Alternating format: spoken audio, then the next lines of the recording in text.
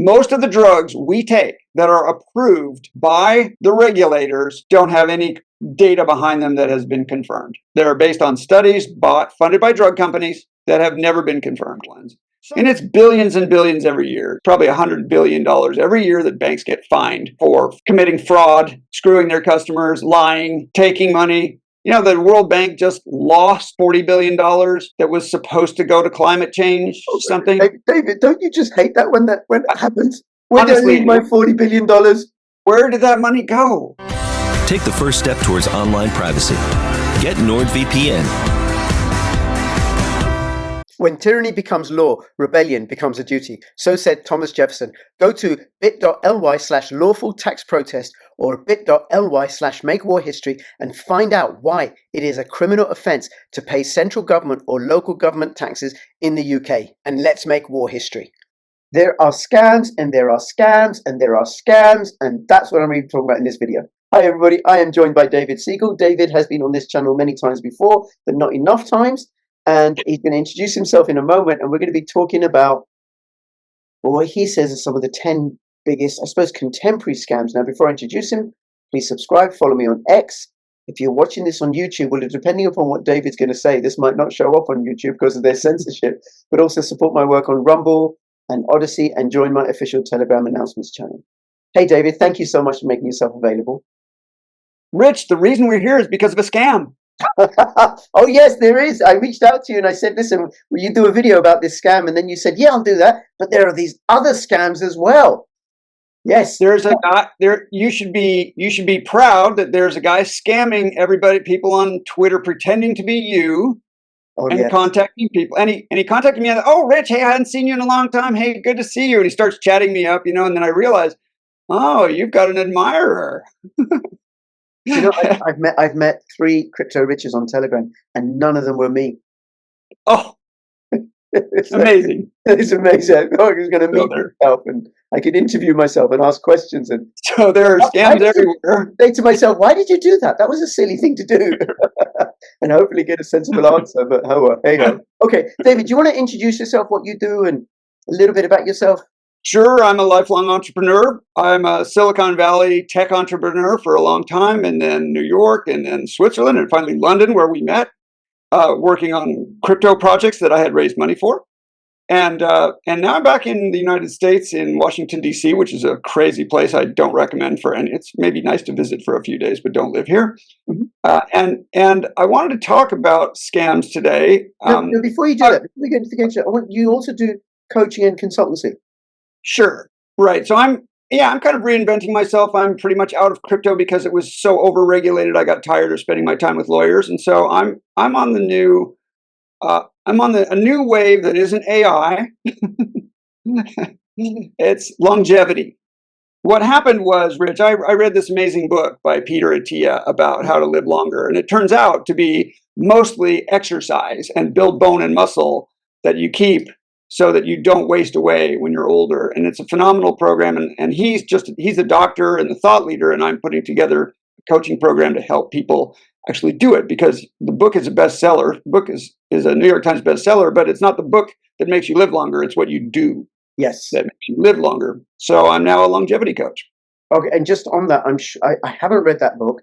I did look into Peter Attia's work about 10, 12 years ago when I was getting into paleo and everything. And I've been high fat, low carb for many, many years, which is quite interesting for a Punjabi going to Pakistan. Bete, what do you mean you no naan? What do you mean no roti and no rice? Right. Just give me the meat. Just give me the meat, right? So I do get it. And I know he's fit. And as you and I get older, building muscle is more and more important. Gets more and more important, strengthening bones. So how can somebody contact you if they wanted to have the longevity? I'm at the infinitegameoflife.com. Infinitegameoflife.com. Okay. And then also you are a successful business entrepreneur. I've started maybe a dozen companies, sold a couple. Yeah. I've had my share of failures as an entrepreneur, which is always a learning experience, but I'm now helping business owners and executives with their biggest problems. Yeah. And that's also at infinitegameoflife.com. That's under the business category. It's all there. So people can contact you with regards to business coaching, and they can also contact you with regards to longevity coaching.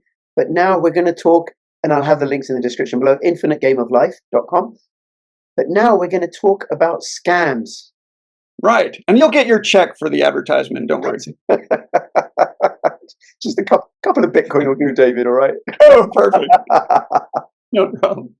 All right. Yeah, I want to talk about a bunch of things with you over the next couple of weeks, perhaps. And I want to start kind of at the top and this is from a talk I gave to Tom Nelson. You're probably familiar with him. Tom Nelson. He's got a fantastic podcast about climate where he has all kinds of climate experts talking about what's going on and what's going wrong and how can we fix it. And I gave a talk on how the whole climate thing is really not about climate. It's about money and political manipulation and one world government, globalism, and all this stuff. And it really comes from that concept that there are people tell me the climate scam is the biggest scam in history. And I say, oh, no. It might be in the top 10, but we've got some serious scams to go over. So you're not talking about contemporary scams. I mean, some of them are going on now. Oh, no, I'm talking about contemporary. I'm talking about what's going on right now. But they may be roots. They may have started some time ago. Oh, they did. Okay. Well, the first one is banking. Banking is a scam? Bankers are angels. They just the financial system is a total scam. And let's quantify it, banking worldwide is about a $20 trillion business. In the United States, it's about $2 trillion. And that's all financial services, including stocks and bonds and everything. But actual banking in the United States is about $2 trillion. And if we could look worldwide, we'd say maybe about 3 trillion people or 4 trillion people are banked and 4 trillion people are not banked. 4 billion, not 4 trillion. 4 billion people are banked and 4 billion people are not banked. Right. And the bankers say, well, this is a problem. We've got 4 billion people that we have to, get banked. Okay, forget the kids. Maybe we've got 3 billion people who are unbanked. And I say, oh, no, we've got to go the other way. Okay. 4 billion people have to get unbanked yes. to have a real financial system. What is it about banking that makes it a scam? Right. So first of all, there are a lot of rules imposed on the banking system, most of which are, I tell people this all the time. There's really only one form of government in the world, and that's kleptocracy. Right. It doesn't matter if it's China, the United States, Venezuela. It's all the same. It's all just people taking for themselves. And a great example in the banking system is this G20 rule called KYC and know your customer and anti-money laundering, which is meant to track everything so they can find the bad guys and prevent them from getting into the banking system, or at least if they can track them down using this information. So every time you get an account anywhere, anytime you send a bunch of money, they want to know, well, what's the purpose of this transfer? And there's a compliance officer on the other end trying to figure out whether you're a good person or a bad person, right? Passing judgment on your activities and watching and surveilling you. And that costs something like $600 billion a year to do. And it saves, and they catch about $200 billion worth of bad guy money launderers. And meanwhile, every single year, $3 trillion worth of money is laundered, mostly through banks. Banks and by banks. No, but this is set up for money laundering. If you wanted to have the perfect system for laundering money, you would have today's banking system. That's how you do it. Right. Just go to Google and type in banks fined for AML violations or for fraud or for violence and how much, and then add the word billion just so you get the big ones. And it's billions and billions every year. It's probably $100 billion every year that banks get fined for committing fraud, screwing their customers, lying, taking money. The World Bank just lost $40 billion that was supposed to go to climate change. Something. David, don't you just hate that when that happens? Honestly, my $40 billion. Where did that money go? It's got to be here somewhere. Which jacket is my $42 billion in? This is just institutionalized kleptocracy, right? It didn't go nowhere. It went somewhere. They know exactly where it went, and they're not going to tell us. Yeah, but also what that brings to mind is the kleptocracy done by the various defense departments in the UK. No doubt. We're not there yet. Oh, is that one of the scams? Okay, sorry. We're just doing so in banking in the United States. It's about a $2 trillion scam. All right, and we don't need people banked. Right, all the fees, Look at the giant buildings in almost any city. Look in your city, HSBC, giant tower, right? Yeah. All these banks have huge towers that are filled with floors and floors and floors of humans pitchforking data from one workstation to the other. And none of that is needed. We could do almost all of it on a blockchain and some other trustless systems, and just, Okay. forget about all the intermediary business is just huge. Yeah. I was afraid Right. you were going to say something like Now, that. if you want to understand the banking system better, I'm going to give references for each of these. I'd like people to read a book called The Money Illusion by Scott Sumner. He's my teacher on monetary policy, and the way he explains it is that the central banks are always putting out fires like inflation and dealing with economic growth, but they're the arsons who cause the fires. And then they pretend to put them out badly and screw it up. And that really costs. That, inflation will kill your economy. It will kill your lower class, your poor, your medium, your middle class. Yep. Inflation will destroy any wealth creation that people make, because they just have to keep pouring more and more money into buying stuff. And I'm talking about real inflation, 10, 15, 20%, 40%, places that have dictators that are just printing up money, even in England, even in the United States. Sorry, when you said dictators, I did think you were talking about Keir Starlin. For example. But remember, the central banks are separate. So it's the people who run the central banks who don't know what they're doing. And I hope we're going to have a talk about money and discuss this in more detail. So that's scam number one. Right. If you've got graphics, we could do scam number two. Okay. Your BIC is good enough, right? Scam number two. Next one, number two, is defense. Defense spending is just arbitrary. It just grows and grows. It's the military industrial complex that feeds on itself. It doesn't really care whether there's wars or not. They're certainly not there to prevent war. Mm-hmm. There's no incentive for that. But here's the thing about defense, okay? And I'm not a defense expert, but I want to drive home one critical point about defense, and that is the precautionary principle. What's that? Being careful, not doing harm. No, the precautionary principle is a doctrine that says that if there's some small chance of something very bad happening, you have to eliminate that chance. You have to make it zero. The precautionary principle says you have to do everything you can to eliminate the possibility of something bad happen. And that's how we get into most wars. If you remember 15 years ago, Colin Powell showing up at the United Nations with a little vial of probably baby powder or whatever, and saying, this much anthrax could destroy, a whole, and therefore, because there might be this much anthrax, or there might be some weapons of mass destruction that we've never seen and that our satellites can't detect, but there might be, then we have to go wage war and take over some other country. And it only cost, I think, $3 trillion and 400,000 lives, and destroyed the country. And that's all because of the doctrine of the precautionary principle, which Dick Cheney, advocated. And most of these big mucky mucks in the military industrial complex talk about it all the time. We have to. What if it goes wrong, and what if that small thing happens? Then they'll blame us that we didn't do something. Yep. This gets rolled out all the time. Look at Winston Churchill. He saved the world. World War II. It might be really bad. It might be worse than we think. Okay, so because of the precautionary principle, we got into the Korean War, the Vietnam War, the Iraq War, the Balkan War, and it goes on and on and on because it's a sales tactic. Yep.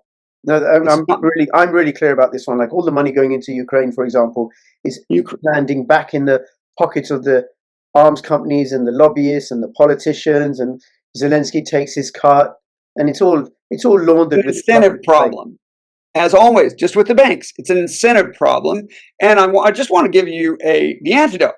The antidote is cost-benefit analysis. Something bad might happen. Okay, fine, and we're going to encounter this again. What does it cost, and what does it get you, and what insurance does it buy? And what are the other options we might look at for spending the same amount of money to maybe get the same or better benefit, or least harm, right? Nobody ever does cost benefit. It's not in the government. You'll never see it. No. It's not in the military industrial complex because it's not a sales tool. Okay. All right. Number 2. So it's really just Bing. Number 3. Number 3, more kleptocracy. Yay. Religion. Okay. Religion is a $1.2 trillion business in the United States. It's a serious business. There's a lot of money trading hands. I don't know what it is worldwide, but it's probably 5, 6, 7, 8 trillion dollars worldwide, right? And it's a belief system that, once again, there's no foundation for it, and it's a kleptocracy. It's about really getting power over people, right? Getting them to give you their money, for them to sell you the indulgences or forgive you for whatever thing you didn't do, and make a fantastic killing at it. I mean, here in the United States, we have these giant mega churches with their own TV channels and 24/7 evangelical gospel entertainment. But it really is, I think, important for people to understand the incentives. Okay.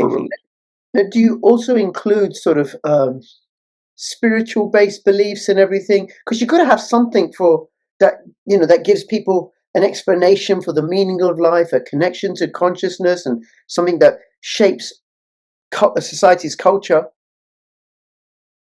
Well, if you believe in nonsense, it's fine. If you believe in stories, it's fine. But what I'm talking about here, Rich, is organized religion.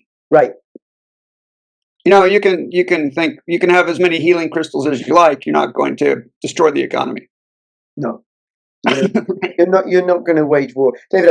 I got to tell you, right? For 10 years, I went to Quaker meetings. Huh. This is after the death of my first son over 20 years ago. A friend of mine suggested it to me, and I said, "Well, what do they do then?" They said, "Well, they just sit in silence." And I said, "Well, do they have a dogma? Do they say Jesus is the Son of God? Because that's antithetical for a Muslim, right? Jesus is a prophet, not the Son of God." And my friend said, "No, they don't say that. It's up to you." And then it's pretty benign. Quakerism is very benign. I couldn't find an example of Quakerism being used as a way of justifying the killing of others. It hasn't been done with other religions. Right, it's not weaponized. Yeah, it hasn't. But the major religions are weaponized to the teeth. Yep, Netanyahu, responsible for nuclear. They are responsible for as much pain and suffering as practically anything else. Yep, and they get paid to do it. Yep. All right. So if you believe, if you want to look into theology and religion, this is your book. The Blind Watchmaker by Richard Dawkins. Okay. This is your guy, Richard Dawkins. And you might say, no, I have to study the big books and I have to learn more about religion. I have to have an overview of religion. You don't. You need to understand why religion exists in the first place and whether there's a cost benefit to it. Because again, a small number of people are benefiting tremendously and most of the rest of us are fish. Yep. Okay. So we've had banking. We've had banking. We've had defense. Number 3, religion. On to number 4. Education. This is easily one of the top 5 scams in history and in the world today. Education is worse than you think. If whatever you think about it, like being factory education and making pupils obedient and preparing them for war, which is kind of where a lot of schools started, or for factories, which is where many schools started, it's worse than that. The whole thing just feeds on itself. In the United States, I don't have the number in the trillions. I don't have the number for this in the United States. It's not just indoctrination, but the whole goal is to teach you what to think, not how to think. Yeah. Well, I say, you may not know this, but my 20-year-old and 17-year-old never went to school. They were unschooled. They were unschooled. No nursery, no kindergarten, no school. Unschooled is the way to go. When they were 15, 16, they both wanted to go to college. I tried to talk them out of it. But you know what teenagers are like. So, okay, they went to college, right? And one of them for sure regretted it. I said, well, I told you, right? Well, there's a social aspect that's helpful. They've had plenty of social contacts hanging out with other unschooled kids, right? Yeah. That was all good. And I've read a lot of John Taylor Gatto, and from school is designed to train people in conformity, obedience, and compliance. Right. So then Right. we had people just Right. obediently lining up, rolling up their sleeves to have a medical intervention with no long-term data. Unbelievable. But you notice that I was never in a business meeting in my entire life where we sat around the table and said, you know what we need? We need someone who can come in here and give us and answer a question, there are four answers of which one of which is right and three of which are wrong. We've got a big problem, and that's the person we need in here right now. Yep. No. Tests and grades are not part of the real world. No. You haven't asked me what grade I got for being a vlogger. For being a what? A vlogger. I want to know how the culture supports homeschooling in the UK, since you were part of it. Yeah, in England and Wales. One, we call it home education. There's more unschooling than there is religious-based home education. Interesting. And in England and Wales, it's and actually in Scotland as well, it's really, really easy. So it's parents' duty to educate their children either by regular attendance at school or otherwise. We did otherwise, and it pretty much matches the same as what you might have in some of the southern states, the more liberty-loving states. No exams, no requirement for any curriculum. My kids played and played and played and played. My son bought Bitcoin when he was 11. Nice. He'd heard me talking about it, right? So he's done all right. And he had 4 or 5 businesses before he turned 18. Right. But that was all play for him. He was just playing, making money. Yeah. That was the game. Right. So it's very, very easy in England, Wales, Scotland, Northern Ireland. But Keir Starlin at some point will change it because children are the property of the Stalinist state. True. All right, David, we got that one. Watch out for the gulags, but I will give a plug here for 2 resources people can find out about education. This is the first. Okay, I haven't read that one, but I agree. This is the amazing Brian Kaplan, who has also a illustrated cartoon book on immigration that will open your eyes. This book really makes it clear. And if you want, the next part is my son's website, because my son Micah is 13. And hold on. So my son Micah is 13. He homeschools himself, and he wrote this. He wrote this book last year. Wow. I just want you to see what you can do if you're out of school. That's amazing. Yeah. And to think what he's missed out on, and how much he's not learned by writing all the homework and all the math problems. Yeah. No, and he tells me, Dad, I'll learn math when I have to learn math. Why should I do a bunch of math problems? And I go, can't argue with that. Sorry. I have covered home education a bit on my channel, and I've been on people's channels. So his website, the other author, John Taylor Gatto, Gatto, Dumbing Us Down, or History of an American Education. Any of his books, actually. Fabulous writer. Excellent. Another writer is my son Micah on his website, which is roguescholaracademy.com. Roguescholaracademy.com. Come check it out and get your free PDF download of the book. Fabulous. All right. Moving on. Number 5? I don't know. 5. Ding! Ding. Okay. Regulation. Government regulation is one of the biggest scams ever. And government regulation can be counted in number of physical paper pages. And there's a chart I don't have, but you see it on Elon Musk has shown it. Just the regulation and rules just keeps going up and up forever. Nobody ever reduces regulation. Ever. It just and almost no regulation is made with a sunset. It's just made forever, and then those people die off and leave, and then the next people come in. And why? Because it's all virtue signaling. Because something bad happens, and something must be done by the grown-ups. Yep. And so the grown-ups start making rules. Okay, but I think there's also the incentive, but the nature of a bureaucracy is to keep expanding and justifying its own existence, like school does, but also to push back those Amish, those dangerous Pennsylvania Dutch people. Yes. They do need to be regulated. I mean, they didn't have the injections. They live in loving communities. They're peaceful. They should go to jail. Organic. They drink raw milk. We need to regulate them out of existence. Oh my God. Their children run around without shoes. I mean, what is the world coming to? Oh my God. Seriously. Yeah. So regulation is really one of the big things that hold us back into the Stone Age. And I want to give a particular example that is my pet peeve, and that is professional licensing. Now, people aren't prepared for this conversation. So when I say we should have no professional licensing, they laugh. And they say, ha, ha, ha, you want to have your brain surgeon who's not licensed? Ha, you try that. I'm going to stick with the guy who has a license. Really? Have you thought about this? Because practically anyone who's ever died in a hospital from an operation, from any procedure or any drug, has been given that by someone who's licensed. So so we don't know what the track record is of the unlicensed people because we don't ever get to run that experiment. They are not voodoo witch doctors.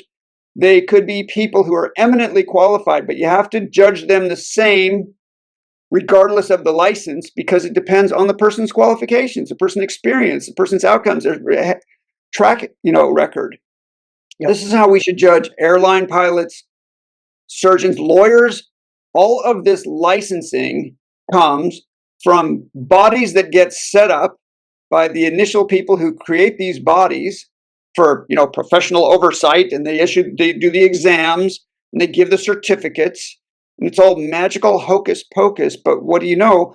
Those organizations are self-preserving. Yeah. David, I would just want to share from my own experience as a social worker. So in the early 70s in England, on average, 2 children a week are killed by their parents. Wow. Now here we are, and the government have put in lots and lots of regulations and oversight and created more structures, the 1989 Children's Act, the Adoption Act, other children's acts, reorganized everything, and there's more oversight, and we have computer systems to record everything, right? And here we are in 2024, on average, 2 children every week are killed by their parents. Killed by their parents, yeah. It's made no change to that, but it's spawned this massive industry. And then what I noticed, because I qualified in 1994, the new intake, the recent intake, it's like they're trying to do social work by the book or something, some sort of checklist, versus, I suppose, the gift of experience. Now, my mum was a qualified homeopath. She's self-taught. My father's an unqualified homeopath, also self-taught. Sure. I could go to either. And then you and I, we educated our kids. I don't have a teacher. You take your chances everywhere. You take your chances with all this stuff. So the argument, I wouldn't fly on an airplane without a pilot with a pilot who hasn't had recent exams. I'm not saying hasn't had recent exams. I'm saying is unlicensed. Yeah. Because the license guarantees nothing. Well, was it iatrogenic deaths by doctors is one of the biggest causes of death? Yeah. It's about 400,000 people a year here on drug interactions that don't work together, and there's about 700,000 a year on misdiagnosis. And also, you're saying regulation is distinct from law or legislation. Regulations are part of law. So criminal law is not regulation. Yeah. Regulation governs the behavior of companies and individuals in a certain domain. Yeah. Right. It's not fraud. It's not fraud. It's control of here's an example. Okay. A startup that is raising money. Mm-hmm. And this is true in the UK as well as the United States. A startup, and you talk to them, and their CEO, and he says, do you know somebody who'd put in £1 million for this business? Because we really want to create this great product and do this fantastic thing.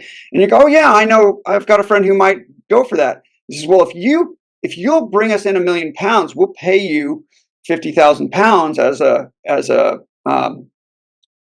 finder's fee. Okay. So you call your friend Joe and say, hey Joe, I've got this fantastic startup that wants to raise money. Would you be interested? You've just broken the law. That phone call, that contact, you've just broken the law because you don't have the license to do capital introductions in the UK. And it's the same in the United States. Yeah. Wow. Yeah. People have gone to jail for this, and for making that phone call. People have been taken to court, and sometimes they slap the wrist and say, don't do it again. And the second time you do it, you're out. Wow. So this is the kind of regulation. I'm not really talking about fraud. I'm talking about Sure. over-regulation of petroleum. Overregulation. Like for example, the raw milk in the United States. Or the realtor who sells you a house. God forbid. You could put an ad in the newspaper or online and say, I sell homes. Oh, really? We want to talk to you, the police say. Let's see you have a license to drive that home? Let's see it. Right? No, you can't do it. And because these organizations are set up by original people 40, 50, 80 years ago, and they are self-preserving, just like unions, their number one priority is themselves. Okay, and then I could go on and on, but if you want a reference on this, there is no book on overall. I've looked around. There's no book on the evil sort of negative effects of licensing overall, but industry by industry, you can find it, and you would go to mercatus.org, MERCATUS, mercatus.org. Fantastic organization that watches corruption and inefficiency. Okay. That's number, what have we got? 5. Now we're into 5. Hey, I only have 9. Oh, well, that's okay. Number 6. Okay, number 6. Number 6 is taxation. That's a pretty big one, right? And the problem is, again, it's the incentives. The more money you make, the more tax you pay. What's up with that? Okay. Right? That's a disincentive to make money. And in some places in Scandinavia, it's over 50%. So every dollar you make, you lose 55, 60 cents or a kroner or whatever it is. You lose 60%, and it gets all the way up to about 90% in some socialist countries. You only keep 10%. Right? But here in the United States, it's about 35%, and it's all the money you earn. But you don't have to do it that way. Nobody says we have to do it that way. That's just existing regulation that's been going on for a long time. The other way, and this is going to be short, the other way is to do a consumption tax. Now, I just want to lay out the idea of a consumption tax for people, if that's all right. Mm-hmm. A consumption tax is a national sales tax, and you have the VAT, which we don't. Most developed nations have a VAT. The United States doesn't. And that's generally for businesses, right? And it's generally a pain in the ass. You got to sort of show what part you are in the value chain along the way, and there's a lot of paperwork, right? And that's part of the problem. So here, paperwork-wise, I want to go into this. This is in the United States. Filing taxes in the United States is a $150 billion industry. Filing taxes. You know how long it takes the average Estonian to file her taxes? 10 minutes. It's all done on the mobile phone. 10 minutes, average. Some do it in 2 minutes. Some take as long as 17, 18 minutes to file their taxes. All right, so it's not about bureaucracy, it's about efficiency there. But no, in the United States, it's a $150 billion industry. And let's add this up.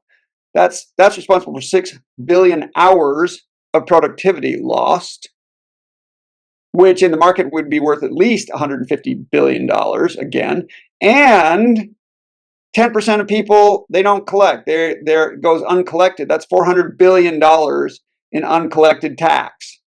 United States collects about $4 billion in tax every year and spends about $6.5 billion. So, okay, little debt there. Continue to add the debt that continues to compound and create the national debt. I would say it's a bigger scam. So okay. It grows because governments our overlords wanted to wage war. Yes. And our taxes don't pay for anything.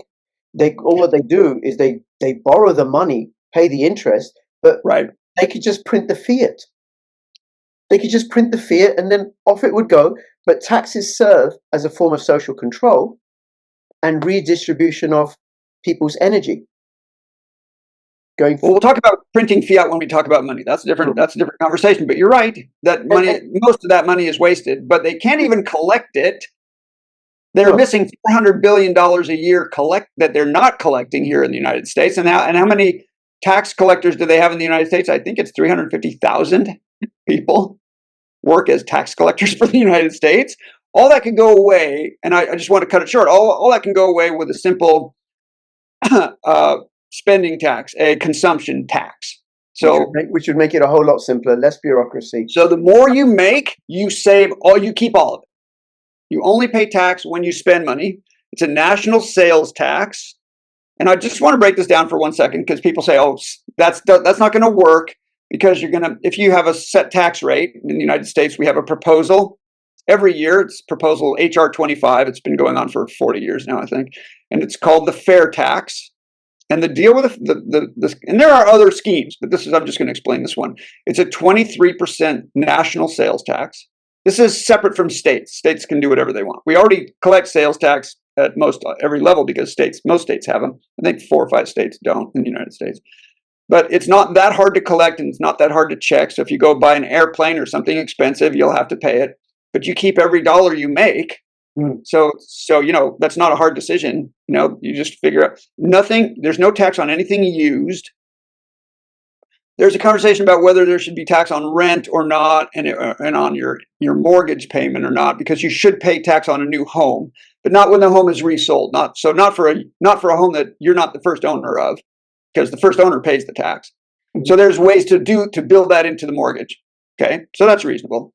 And then for the rent, it just kind of gets passed into the rent, because anybody who builds a new building will have to pay the tax on that, and that the renters will eventually pay that over time. So that's not a big deal. But the poor people is the problem, right? If the poor people don't make much, and then they go to the store to buy milk and groceries, and they have to pay 23, then that hurts them disproportionately.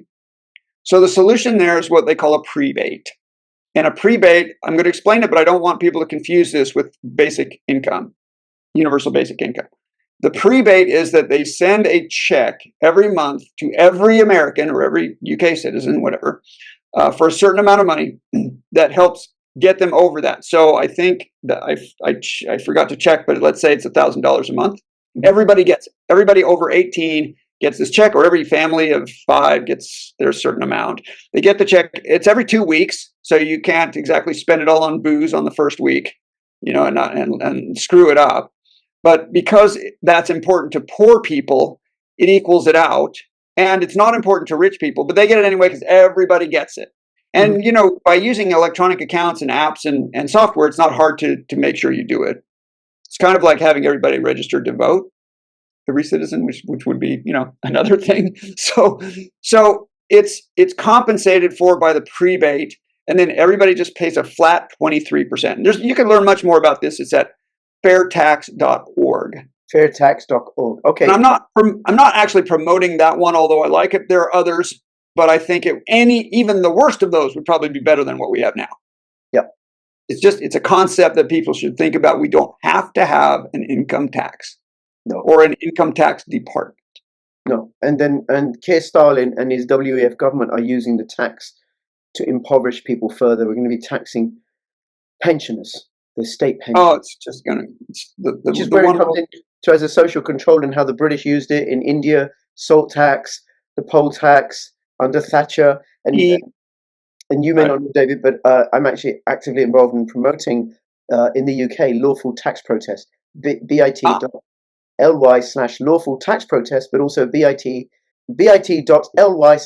war history, because according to the International Criminal Court Act and the Terrorism Act, it is illegal to give any money to any agency that is engaging in genocide, war crimes, crimes against humanity, and acts of terrorism, or facilitating the funding of those. And Britain's involvement in Ukraine, in Israel, in Yemen violates those statutes. Yeah. This is lobbying for peace. So I invite people to take a look at that. And at the very least, even if you're not necessarily anti-war like me, well, you get to keep some of your money to deal with the living crisis and how they want us importing abroad. And another way to say it is that you can decide yourself if you want to give money to Ukraine. Yeah. Yeah. Why do you have to pay it to the government and they decide? A very good point. Right. Yeah. Right. Okay.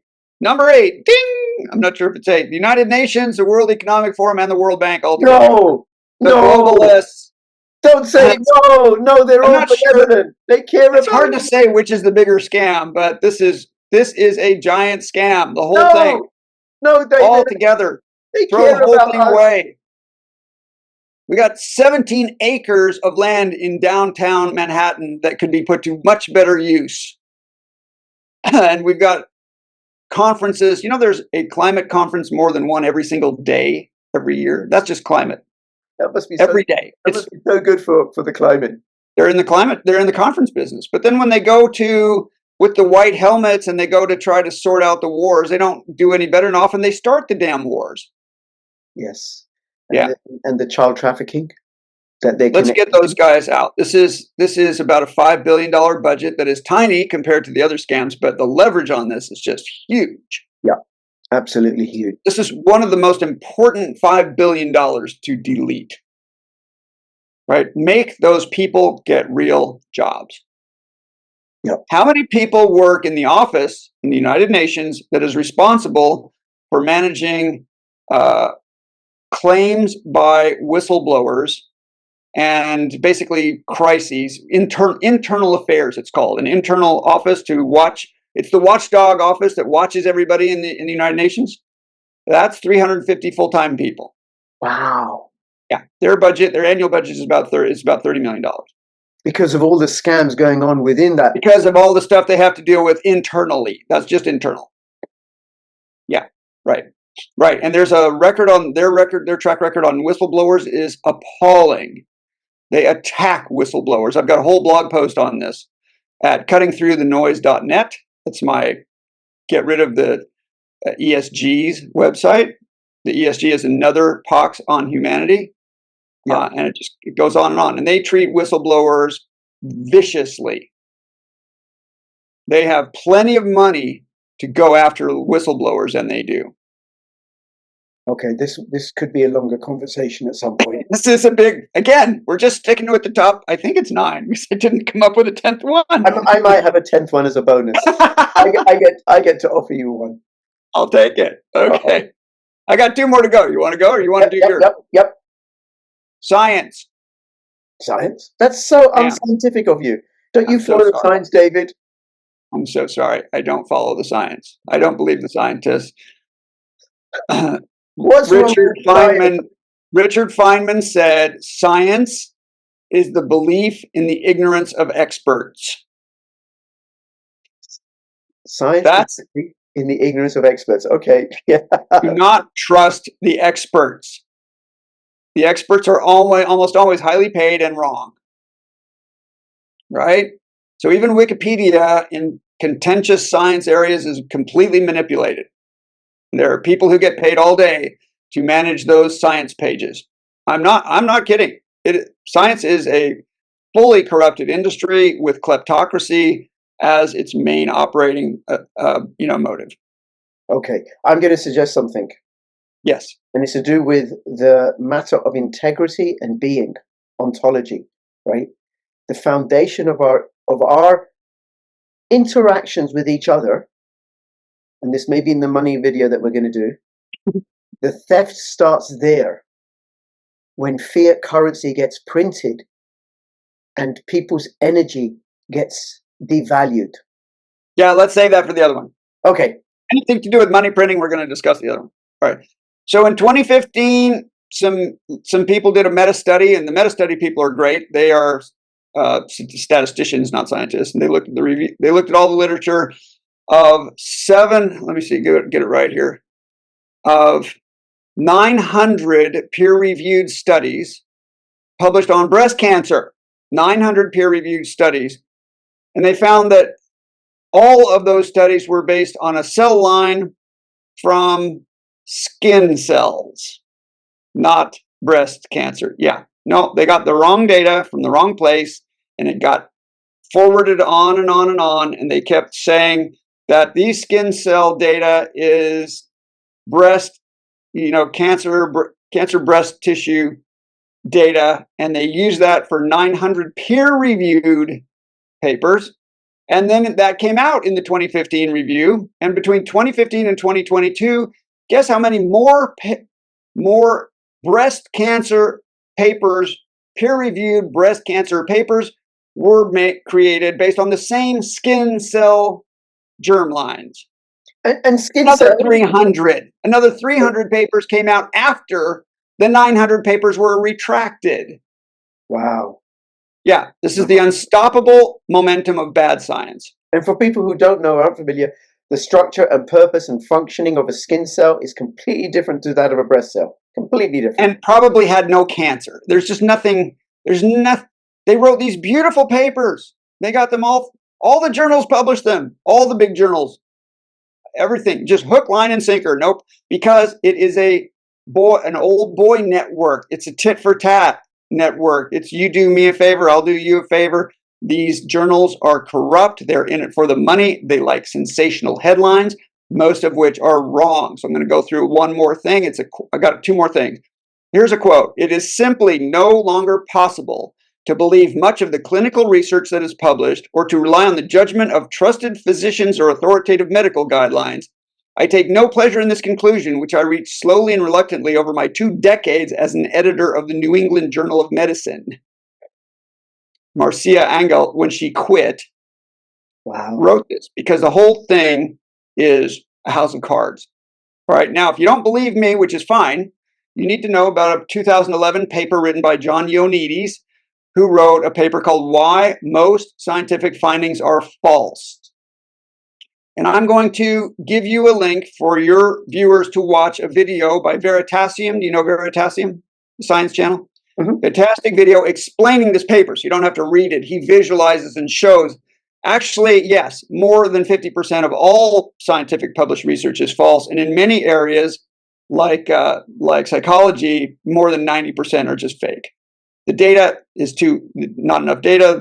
The results are too weak. The statistics are horrible. And they get funded based on the story they tell about how great this research is going to be and how helpful it will be to the world. But in fact, it's not about science. It's about money.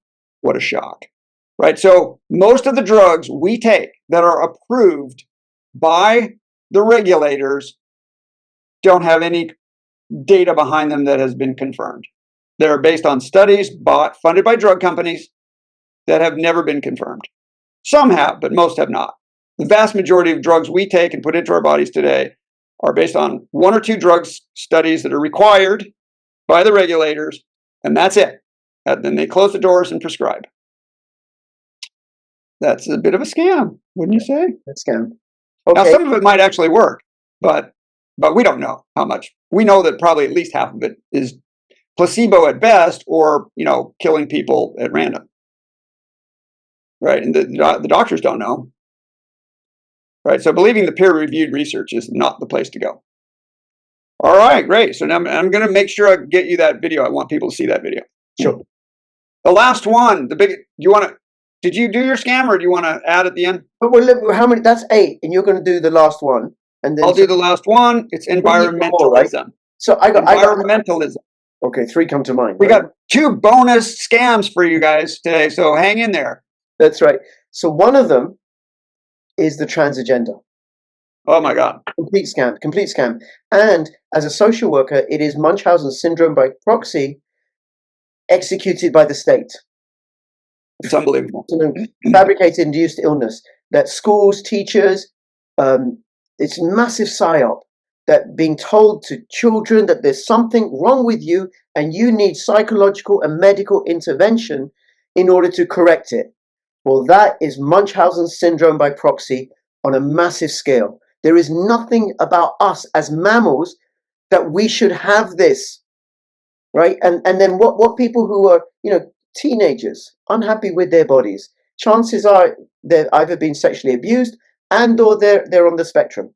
Or they're having a bad day, for God's sake. They're having a bad day. Parents are just brainwashing. No, but the schools are doing it. They're doing it like crazy in Ireland. They're bringing it into Britain. All the WEF controlled countries, they're bringing it in order to destroy family, destroy people's sense of themselves, unbelievable, destroy culture, because then people don't know who they are. If I don't know whether I'm a boy or a girl, then I'm easy to manipulate.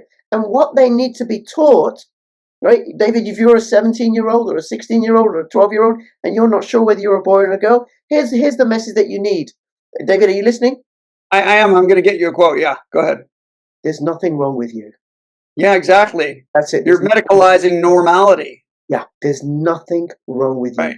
You are perfect, whole and complete. There's nothing wrong with you. That's what they need to be told. So that's a scam. That's a candidate for a scam. It's not universal. Another one, pharmaceutical medication. The whole allopathic industry, created by Rockefeller as a revenue stream for his oil products. He captured colleges and universities and medical schools and lobbied governments and destroyed traditional forms of medication. They subverted thousands and thousands of years of empirical knowledge that had been handed down through word of mouth. Complete scam. So another little one, seed oils, another scam. But I won't go into that one in detail. And then the other one, history. History.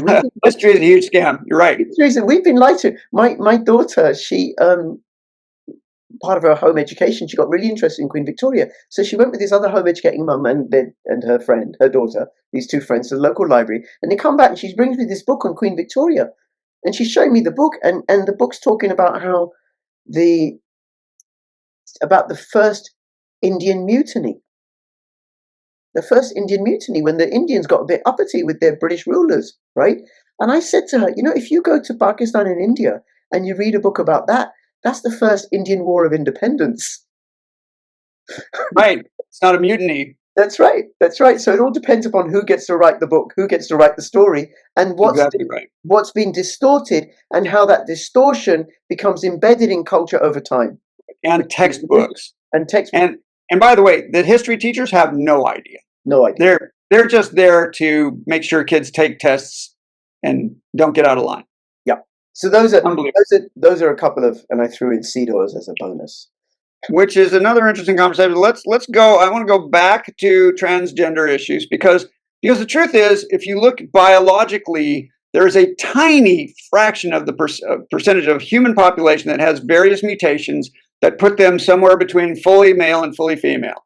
Yep. And if you look really hard, you'll find people all along that way. There are very few. Yep. Very few, right? But you can find people with all these different combinations, but these are tiny fractions of the population. Now, here, the recent research shows that among 18 to 24-year-olds who identify as transgender has gone from 0.59%, so 0.6% in the United States, to 3.08% in 2023 in 10 years. From 0.59, which was kind of the background, okay, sure, there's 0.59. I mean, come on, the transgenderism is not fake, it's real. Yep. But so that's 8 times. It says here it has quintuple, it's increased by a factor of 5 in less than a decade. A 422% increase. Yeah. Thank you, United Nations, World Health Organization, WHO. And that's all coerced. Yes. Yeah. Filtered. So let's leave it here, Rich, and we'll go to environmentalism on another. We'll just break out environmentalism for a whole another day. You're going to say that carbon dioxide isn't dangerous and isn't killing us? Be careful now. Don't get me started. All right. It's absolutely fabulous talking to you. Look forward to these other conversations about environmentalism and about money. You need to send me all those links, right? So people. I will. People get those. Or also follow David on X. And if you want coaching in terms of longevity, would you believe that David, he won't like me saying this, he's 223 years old. Just turned. Yeah. Yes. So he's doing really, really well. But I'm in the gym every day, and that's what does it. That's what does it. And also business entrepreneur. If you want any kind of coaching and support, he's a great coach in terms of your business. Reach out to him. What's the website again? InfiniteGameOfLife.com. Infinite Game of Life. What a game to play. Thank you, David. All the best. Bye-bye. Take care.